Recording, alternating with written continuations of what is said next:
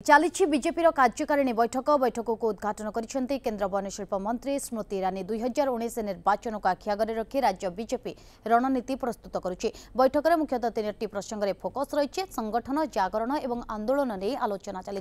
तृणमूल स्तर में संगठन को मजबूत करने रोडमैप प्रस्तुत हो। स्थानीय समस्या को नहीं दलीय कर्मकर्ता रास्ता को ओह्लाइबे।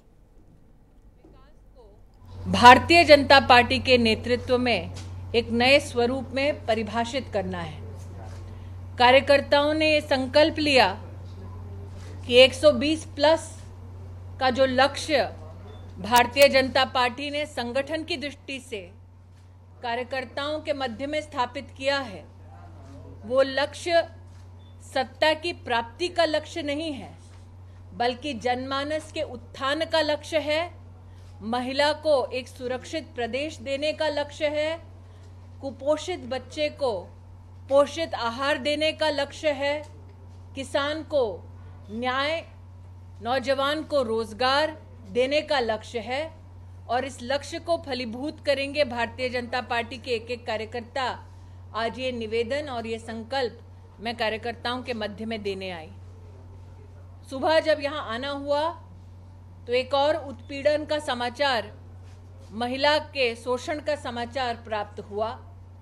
यह अपने आप में उड़ीसा प्रदेश में महिला सुरक्षा की खराब होती हुई स्थिति का संकेत है।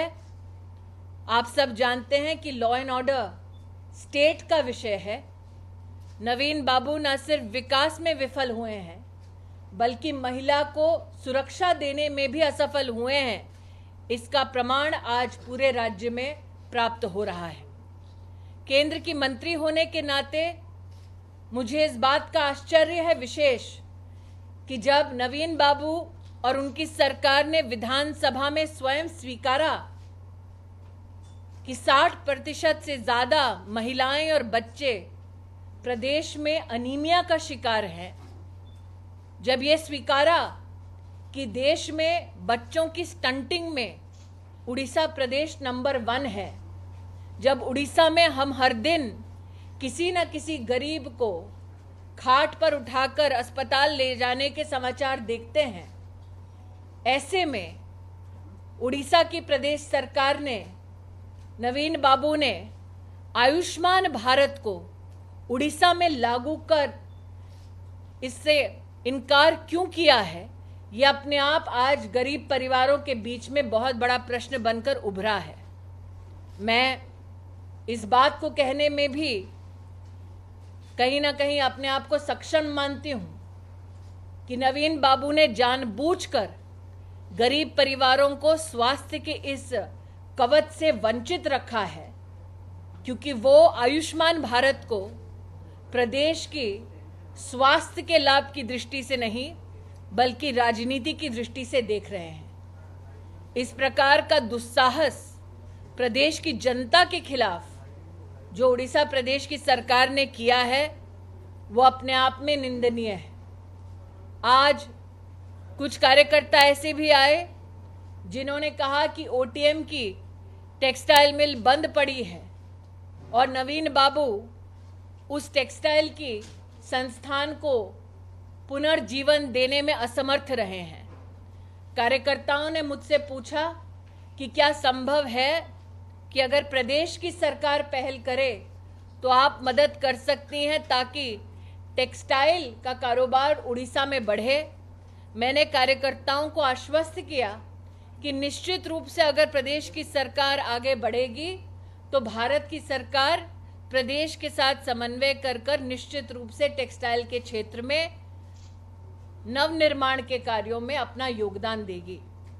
उड़ीसा के नागरिकों के लिए गर्व की बात है कि आज तिरुपुर जैसे टेक्सटाइल क्लस्टर में 50% से ज्यादा काम करने वाली जो बहनें हैं, वो सब उड़ीसा राज्य की बहनें हैं। तो अगर काम करने का, रोजगार का अवसर बहनों को टेक्सटाइल के क्षेत्र में मिलता है, तो वो अगर तिरुपुर क्लस्टर को सक्सेसफुल बना सकती हैं, तो उड़ीसा में भी रोजगार के नए आयाम प्राप्त करके वो उड़ीसा की उन्नति में भी योगदान दे सकती हैं। लेकिन दुख की बात यह है कि उड़ीसा में रोजगार के नए आयाम, व्यवसाय के नए आयाम देने में नवीन बाबू असफल रहे हैं। राजनीतिक उछल कूद पेट्रोल के दामों को लेकर नवीन बाबू ने और उनके पार्टी ने कई बार की है, लेकिन कहीं ना कहीं आज जनता के सामने यह खुलासा हो पाया है कि एक तरफ केंद्र की सरकार ने 2.5 रुपया कम किया, नरेंद्र भाई मोदी ने जनता की दरकार को समझते हुए धर्मेंद्र प्रधान जी ने यह कदम उठाया। देश भर में भारतीय जनता पार्टी की सरकारों ने भी कदम से कदम मिलाकर जनता को राहत दी, लेकिन ये राहत नवीन बाबू प्रदेश की जनता को देने से इनकार करते हैं। इसलिए अंतोगत्वा ना नवीन बाबू आयुष्मान भारत का लाभ जनता को देना चाहते हैं, ना नवीन बाबू पेट्रोल के दाम को खुद घटाकर जनता को कोई लाभ देना चाहते हैं। और इसीलिए आज एक संकल्पित भावना से भारतीय जनता पार्टी का एक एक कार्यकर्ता प्रतिबद्धता अपनी दर्शा रहा है कि आगामी चुनाव में न सिर्फ 120 प्लस का टारगेट हम सब जनता के विकास के संदर्भ में इस लक्ष्य को प्राप्त करेंगे, बल्कि 2019 में भी लोकसभा के चुनाव में उड़ीसा से भारतीय जनता पार्टी अभूतपूर्व अपनी ओर से योगदान भारत की राजनीति में देगी। आज यही वक्तव्य मेरा कार्यकर्ताओं को, मैंने यही संवाद रहा कार्यकर्ताओं के साथ।